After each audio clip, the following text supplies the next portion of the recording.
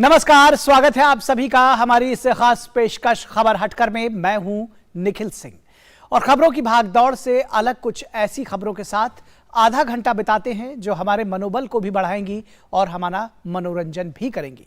तो चलिए तैयार हो जाइए लीक से हटकर कुछ ऐसी ही खबरें देखने के लिए। शुरुआत करते हैं हेडलाइंस से। कोलकाता में बना सिक्कों वाला अद्भुत दुर्गा पंडाल।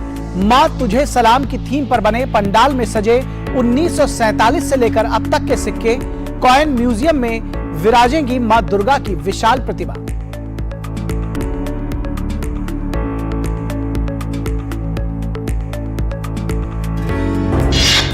अयोध्या में हुई रामलीला की शुरुआत। फिल्मी सितारों से सजी रामलीला में शबरी बनकर सामने आई भाग्यश्री। शाहबाज खान बने रावण और राहुल भूचर ने निभाई श्री राम की भूमिका।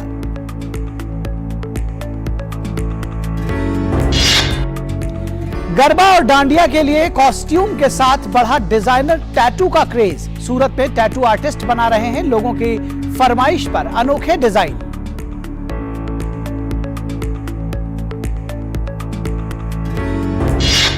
स्पेन में 3 महिला पर्वतारोहियों ने रिकॉर्ड बुक में कराया नाम दर्ज। पिकोस डी यूरोपा में रूट लाइटनिंग को जीतने वाली पहली महिला टीम के रूप में रचा इतिहास।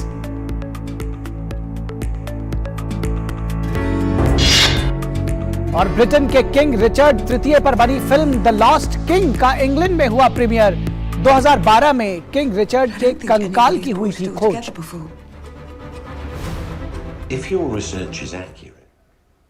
तो सबसे पहले बात करते हैं परंपरा और विरासत की।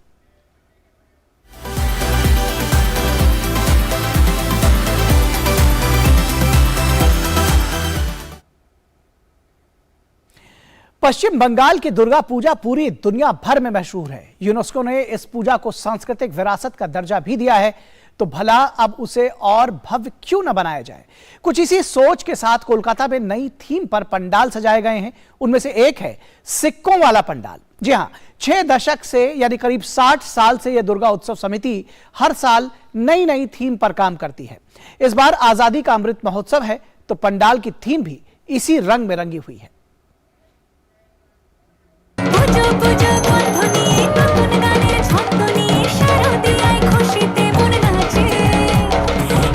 कोलकाता की दुर्गा पूजा और उसका अंदाज दुनिया भर में निराला है। हर साल नई नई थीम के साथ यहाँ दुर्गा माँ के पंडाल बनाए जाते हैं। अब इस पंडाल को देख लीजिए। इसकी थीम है माँ तुझे सलाम। सबसे प्यारी तेरी सूरत, प्यार है बस तेरा प्यार ही। माँ तुझे सलाम, माँ तुझे सलाम, अम्मा तुझे सलाम। यहाँ ईश्वर की भक्ति और देश की भक्ति दोनों को महसूस किया जा सकता है। माँ यानी दुर्गा माँ, माँ यानी मातृभूमि। एक तो दुर्गा माँ का आगमन, उस पर आजादी का अमृत महोत्सव, दोनों खुशियों को एक साथ कैसे सेलिब्रेट किया जाए, ये पंडाल उसका सबसे बेहतरीन उदाहरण है। कॉन्सेप्ट ये मैं प्रिजर्व करती हूँ, मेरे पास रहता है, कलेक्शन करना मेरा हॉबी है। मेरा हस्बैंड भी ऐसे ही करते थे, तो रखा हुआ था, इसीलिए हाँ मेरा ही कॉन्सेप्ट है। मैं प्रोफेसर हूँ, तो सोचे कि नेक्स्ट जनरेशन के लिए कुछ तो रखना चाहिए, उन लोगों को कुछ मैसेज देना चाहिए। सीनियर्स लोग नॉस्टैल्जिक फील करेगा। जो कॉइन्स पहले था अभी तो नहीं देख पा रहा है। 1 पैसा का, 2 पैसा का, 5 पैसा का, ऐसा 1 आना का। पहले तो 100 भाग का 1 भाग बोलते थे, ये 1 पैसा नहीं था। तो उसी हिसाब से सब कुछ उन लोगों का दिमाग में आ जाएगा, तो नेचुरली एक फीलिंग तो फील गुड फैक्टर काम करेगा। करीब 61 साल पुराने दक्षिण कोलकाता में इस पूजा पंडाल को एक तरह से कॉइन म्यूजियम का रूप दिया गया है। आजादी के बाद से जारी स्मारक सिक्के यहाँ मौजूद हैं और उन्हीं से करीब 2.5 महीने में माँ दुर्गा का पंडाल सजाया गया है। इस पंडाल को बनाने में तकरीबन 30 से 35 लाख रुपए खर्च हुए हैं। माँ दुर्गा शक्ति का प्रतीक है और आजादी के 75 साल पूरे होने के जश्न में यहाँ स्वतंत्रता सेनानियों के संघर्ष और उनके जुनून को इन सिक्कों के जरिए सबके सामने लाने की कोशिश की गई है।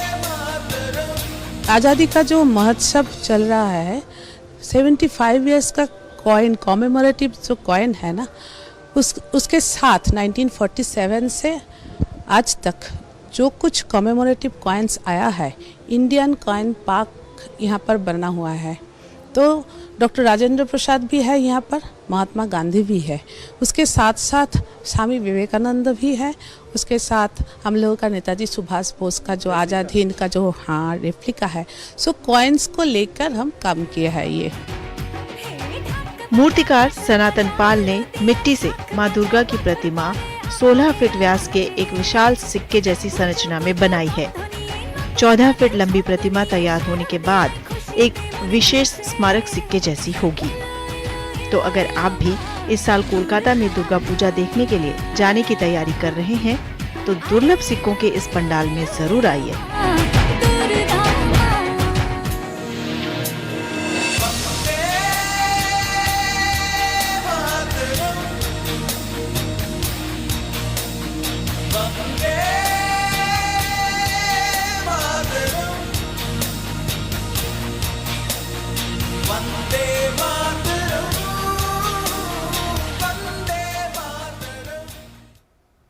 और अयोध्या की रामलीला जैसी कोई रामलीला नहीं, ये इतनी भव्य और जीवंत होती है कि लोग देश दुनिया से इसे देखने के लिए आते हैं। यहाँ लक्ष्मण किला मैदान में गणेश वंदना के बाद रामलीला की शुरुआत हो चुकी है। फिल्मी सितारों वाली इस रामलीला के पहले दिन मंच पर राम और शबरी के बीच का संवाद दिखाया गया, उसका मंचन हुआ। शबरी के रूप में मशहूर फिल्म अभिनेत्री भाग्यश्री के संवाद ने यहाँ पर लोगों को भावुक कर दिया।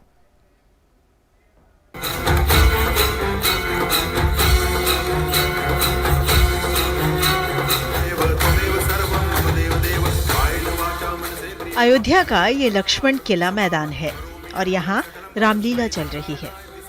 अयोध्या की रामलीला इसलिए भी कुछ अलग और खास होती है क्योंकि इसमें फिल्मी सितारे रामायण के किरदार अदा करते हैं।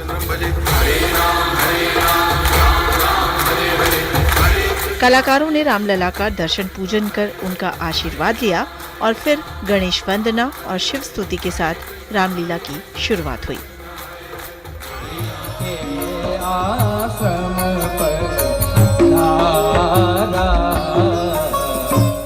मशहूर अभिनेत्री भाग्यश्री ने शबरी का किरदार निभाया।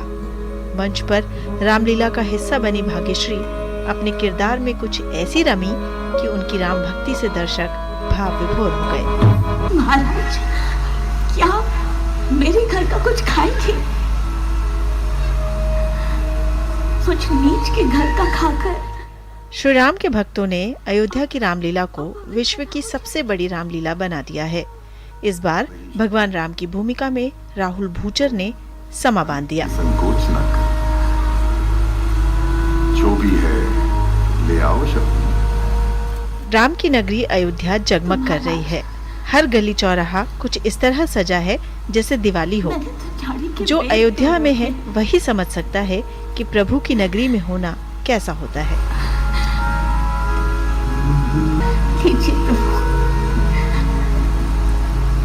ये अत्यंत मीठा है। तमाम कलाकार भी चाहते हैं कि उन्हें अपने जीवन में एक बार अयोध्या की रामलीला में काम करने का मौका मिले। आखिर पूरा संसार जिनकी कृपा से चलता है, उनकी भक्ति में डूबने का मौका कौन छोड़ना चाहेगा।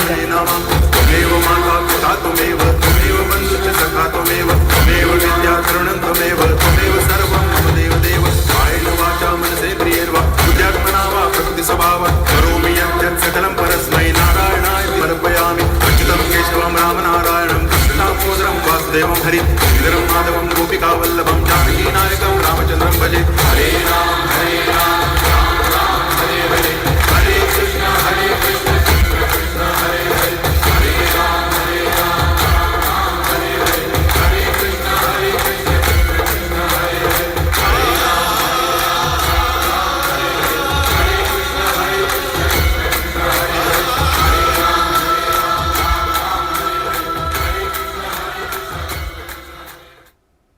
तो ये थी अयोध्या की रामलीला। फिलहाल वक्त है एक ब्रेक का, कहीं मत जाइएगा, जल्द हाजिर होंगे। ब्रेक के बाद एक बार फिर आप सभी का स्वागत है और अब बात करते हैं ज्ञान और विज्ञान की, जिनका हमसे गहरा नाता है।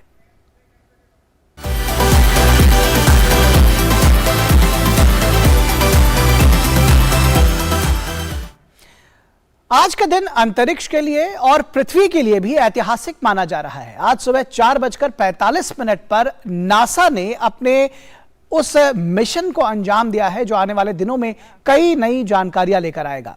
पृथ्वी को एस्टेरॉइड से बचाने के लिए स्पेस एजेंसी ने सफलतापूर्वक अपने डार्ट मिशन को अंजाम दिया है, जो डेमोरफोस के नाम से उनका पिंड को नष्ट करने के लिए निकला था। एस्टेरॉइड की दिशा और रफ्तार बदलने वाला नासा का एरो एक्सपेरिमेंट कामयाब रहा है। हालांकि फाइनल रिपोर्ट आनी बाकी है। नासा को भरोसा है कि एस्टेरॉइड दाम से महाविनाश से हुई टक्कर सफल रही। किसी फुटबॉल स्टेडियम के बराबर डेमोरफोस से स्पेसक्राफ्ट के टकराते ही प्रोजेक्ट डार्ट से जुड़ी नासा की टीम खुशी के मारे उछल पड़ी। यह कुछ ऐसा क्षण था जब वैज्ञानिकों ने जश्न मनाया। सभी वैज्ञानिक दिल थामकर अंतरिक्ष के इस ऐतिहासिक पल का गवाह बन रहे थे और जैसे ही स्पेसक्राफ्ट उल्कापिंड से जानबूझकर टकराया, सभी ने तालियां बजानी शुरू कर दी। अब कुछ दिन या फिर एक सप्ताह का वक्त लग सकता है जब कोई तस्वीर इसकी सामने आ सकती है। और अब बात 7 समंदर पार के दुनिया की।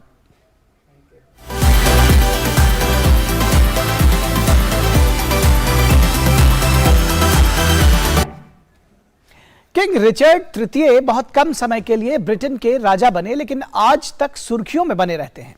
2 अक्टूबर 1452 में पैदा हुए किंग रिचर्ड 2 साल ही गद्दी संभाल पाए थे और एक युद्ध में उनकी मौत हो गई थी। अगस्त 2012 में लीसेस्टर शहर में एक कार पार्किंग में किंग रिचर्ड III की कंकाल की खोज की खबर ने उनकी मृत्यु के 5 शताब्दियों से अधिक समय के बाद दुनिया भर में सुर्खियां बटोरी। इस तरह किंग रिचर्ड तृतीय के अवशेषों को ढूंढने वाली और उनकी पहचान करने वाली पुरातत्वविदों ने इस सम्राट की कब्र और उनके कंकाल पर 3D रिप्रेजेंटेशन तैयार कर दुनिया भर का ध्यान अपनी ओर आकर्षित किया था। अब किंग रिचर्ड के कंकाल मिलने की पूरी घटना को एक फिल्म में दर्शाया गया है। द लॉस्ट किंग नामक इस फिल्म का लंदन में प्रीमियर किया गया, जिसमें इस फिल्म से जुड़ी हस्तियों और कलाकारों ने भाग लिया। खास बात यह है कि फिल्म में उस महिला पुरातत्वविद की आवाज भी सुनी जा सकती है जिन्होंने 2012 में किंग रिचर्ड के अवशेषों से जुड़ी खुदाई का नेतृत्व किया था।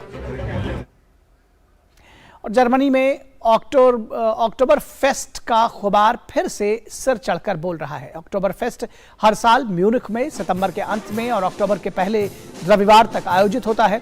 16 से 18 दिनों के इस लोक उत्सव में 6 मिलियन से अधिक लोग शामिल होते हैं।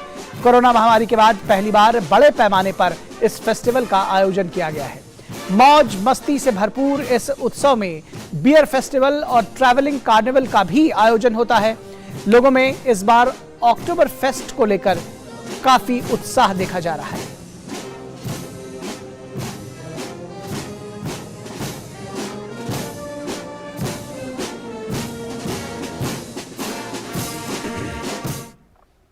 आपने नील कमल का नाम सुना होगा, शायद देखा भी हो। इसे अंग्रेजी में वाटर लिली कहते हैं। इसका नाम जल कुमुदनी भी है। ये जिस भी तालाब या झील या जलाशय में हो जाती है, उसकी खूबसूरती बढ़ जाती है। आज आपको दिखाएंगे हम इतना बड़ा नील कमल जो बड़े परात जैसा दिखता है और दुनिया का सबसे बड़ा वाटर लिली कहा जा रहा है।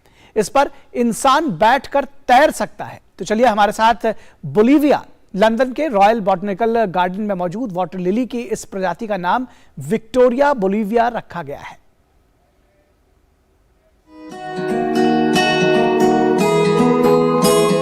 दुनिया के सबसे बड़े वाटर लिली के पत्ते 2-4 इंच या 1-2 फीट नहीं, पूरे 3 मीटर से भी ज्यादा। वैज्ञानिकों ने लिली की दुनिया की सबसे बड़ी प्रजाति ढूंढ ली है। पानी में खिलने वाले लिली के फूल की पत्तियां 3 मीटर से भी ज्यादा चौड़ी हैं। इस वाटर लिली को लंदन और बोलिविया के वैज्ञानिकों ने मिलकर खोजा है। लंदन के रॉयल बोटेनिक गार्डन में मौजूद वाटर लिली की इस प्रजाति का नाम विक्टोरिया बोलिवियाना रखा गया है। ये वाटर लिली की तीसरी प्रजाति है। शोधकर्ताओं का कहना है कि 2016 में इसके बीज बोलिविया के बोटेनिक गार्डन से लाए गए थे। इसके बाद इन्हें लंदन के गार्डन में लगा दिया गया। जब ये पौधे में तब्दील हुए तो काफी अलग पाए गए। ये दूसरे वाटर लिली से काफी अलग हैं। Well, there is a new species on the genus Victoria, which is ठीक है, ये विक्टोरिया जीनस की एक नई प्रजाति है जो एक बहुत प्रसिद्ध और प्रतिष्ठित पौधा है। ये दुनिया के वनस्पति चमत्कारों में से एक है। अगर मुझे वहाँ के सबसे अद्भुत जड़ी बूटियों के पौधों में से एक को चुनना होता तो शायद विक्टोरिया ही दिमाग में आता। probably will pop up to mind. मीठे पानी में खिलने वाली वाटर लिली की विक्टोरिया बोलिवियाना प्रजाति बोलिविया के उत्तर पूर्वी इलाके में पाई जाती है। ये वाटर लिली इतनी अलग कैसे है, वैज्ञानिक इसका पता लगा रहे हैं। लिली की ये प्रजाति आसानी से उग जाती है, ये ज्यादा धूप अवशोषित करती है। शायद इसके इस आकार के लिए यही फैक्टर सबसे ज्यादा जिम्मेदार है। शोधकर्ताओं का कहना है कि वाटर लिली के ये पत्ते 2 आदमियों तक का भार आसानी से सहन कर सकते हैं। And then surprise, आश्चर्य की बात है कि एक पौधा जो अंतरिक्ष से देखा जा सकता है उसके पत्ते 3 मीटर चौड़े हैं। हैरत की बात है कि ये अभी तक आंखों से ओझल था। शुरू से ही हम इसे सुलझाने में कामयाब रहे, जो आश्चर्यजनक है। ब्रिटेन की महारानी विक्टोरिया के नाम पर रॉयल बोटेनिक गार्डन में मौजूद विक्टोरिया जीनस वाटर लिली की 3 प्रजातियां हैं, वी अमेजोनिका, वी क्रूजियाना और वी बोलिवियाना। शोधकर्ताओं का मानना है कि वाटर लिली की ये नई प्रजाति वी क्रूजियाना से सबसे ज्यादा करीब है। Bureau report, DD news. तो है ना ये नीलकमल की अद्भुत प्रजाति। और अब खेल खेल में क्या कुछ है खास, आइए देखते हैं।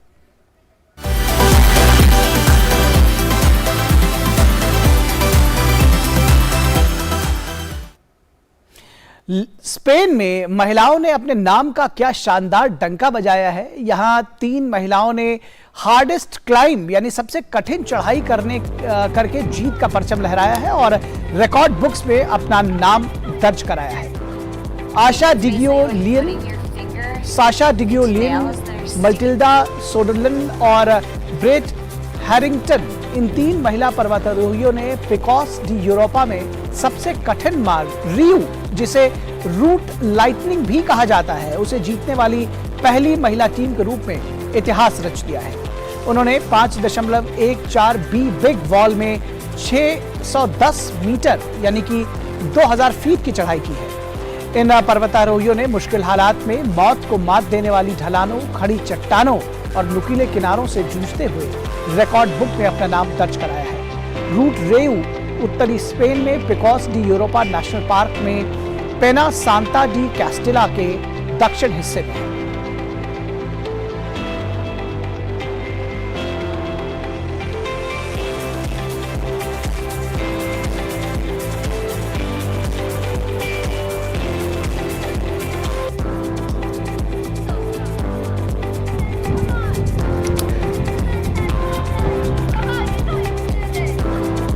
It's basically like putting your finger into nails that are sticking. और भारत और ऑस्ट्रेलिया के बीच सीरीज में कई अहम रिकॉर्ड भी बने। बुमराह ने एक खराब रिकॉर्ड अपने नाम कर लिया, तो वहीं विराट कोहली और सूर्य कुमार यादव ने कुछ खास उपलब्धियां हासिल की। आइए देखते हैं इस रिपोर्ट में। अगले महीने होने वाले T20 विश्व कप के लिए सभी टीमों ने तैयारी शुरू कर दी है। इसी कड़ी में भारत और ऑस्ट्रेलिया के बीच 3 मैच की T20 सीरीज खेली गई। टीम इंडिया ने इसमें ऑस्ट्रेलिया को 2-1 से हरा दिया। भारत ने सीरीज का शुरुआती मुकाबला गंवाने के बाद आखिरी दोनों मैच में जबरदस्त वापसी की और ऑस्ट्रेलिया को शिकस्त दी। इस सीरीज से भारत के लिए कुछ सकारात्मक और कुछ नकारात्मक चीजें भी निकलकर सामने आई। सकारात्मक ये रहा कि सूर्य कुमार यादव, विराट कोहली, हार्दिक पांड्या, रोहित शर्मा और दिनेश कार्तिक पूरे टच में दिखे और अहम मौकों पर उन्होंने रन बनाकर टीम इंडिया को जीत दिलाई। वहीं नकारात्मक यह रहा कि भारतीय गेंदबाजों का प्रदर्शन काफी लचर रहा। भारत ने आखिरी दोनों मैच में लक्ष्य का पीछा करते हुए जीत दर्ज की। पहले मुकाबले में भारत को 208 रन का बचाव करना था, लेकिन टीम ऐसा नहीं कर पाई। अक्षर पटेल को छोड़कर भुवनेश्वर कुमार, हर्षल पटेल, युजवेंद्र चहल और जसप्रीत बुमराह समेत सभी गेंदबाज महंगे साबित हुए। ऐसे में विश्व कप से पहले टीम इंडिया को दक्षिण अफ्रीका के खिलाफ एक और T20 सीरीज खेलनी है। उसमें भारतीय गेंदबाज इस परेशानी को दूर करना चाहेंगे। भारत और दक्षिण अफ्रीका के बीच 3 मैच की T20 सीरीज की शुरुआत 28 सितंबर से हो रही है। भारत और ऑस्ट्रेलिया के बीच सीरीज में कई अहम रिकॉर्ड भी बने। बुमराह ने एक खराब रिकॉर्ड अपने नाम किया तो वहीं विराट कोहली और सूर्य कुमार यादव ने कुछ खास उपलब्धियां हासिल की। बुमराह को ऑस्ट्रेलिया के खिलाफ पहले T20 में खेलने का मौका नहीं मिला था। हालांकि इसके बाद सीरीज के बाकी 2 मैच में वे खेले। दूसरे T20 में बुमराह ने 2 ओवर में 11.50 के इकोनॉमी रेट से 23 रन लुटाए, जबकि तीसरे T20 में उन्होंने 4 ओवर में 12.50 के इकोनॉमी रेट से 50 रन दिए और उन्हें कोई भी विकेट हासिल नहीं हुआ। ये पहली बार है जब बुमराह ने किसी एक T20 अंतर्राष्ट्रीय मैच में 50 या ज्यादा रन दिए हैं। ऑस्ट्रेलिया के खिलाफ उनका स्पेल T20 अंतर्राष्ट्रीय क्रिकेट में सबसे महंगा स्पेल रहा। इससे पहले बुमराह ने 2016 में वेस्टइंडीज के खिलाफ 4 ओवर में 47 रन लुटाए थे। वहीं 2020 में उन्होंने न्यूजीलैंड के खिलाफ 45 रन खर्च किए थे। बुमराह अगले महीने ऑस्ट्रेलिया में होने वाले T20 विश्व कप में अहम रहने वाले हैं। वे हाल ही में चोट से वापस लौटे हैं। उन्हें विश्व कप से पहले अपनी लय में वापस आना होगा। विराट कोहली ने भी खास उपलब्धि अपने नाम की। वे भारत के वर्तमान कोच और पूर्व दिग्गज राहुल द्रविड़ को पीछे छोड़ते हुए अंतर्राष्ट्रीय क्रिकेट यानी तीनों फॉर्मेट मिलाकर भारत के दूसरे सबसे ज्यादा रन बनाने वाले बल्लेबाज बन गए हैं।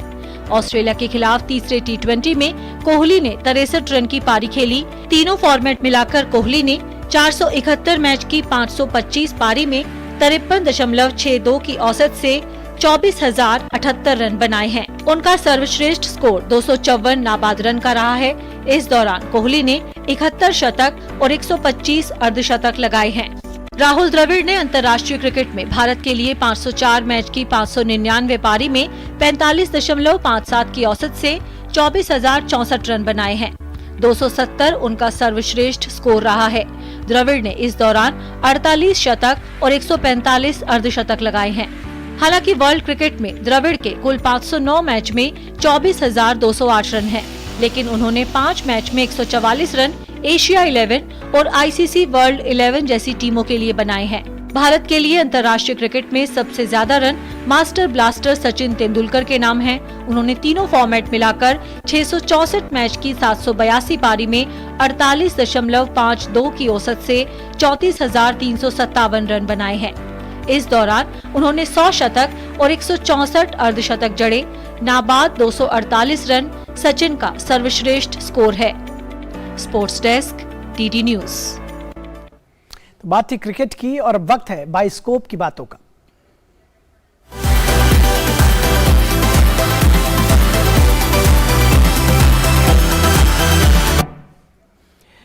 और मणिरत्नम की बहुप्रतीक्षित फिल्म PS1 का काउंटडाउन शुरू हो चुका है। यह फिल्म 30 सितंबर को सिनेमाघरों में रिलीज होगी। मेकर्स ने कल्कि के क्लासिक तमिल उपन्यास पोन्नियन सेल्वन पर आधारित इस मेगा बजट फिल्म का एक लुक भी जारी किया है। फिल्म को तमिल, हिंदी, तेलुगु, मलयालम और कन्नड़ में रिलीज किया जाएगा। फिल्म में विक्रम, जयम रवि, कार्थी, ऐश्वर्या राय बच्चन, शोभिता धूलिपाला आदि कलाकारों ने प्रमुख भूमिका निभाई।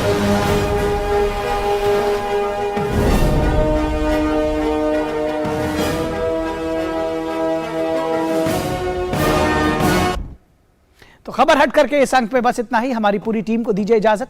नमस्कार।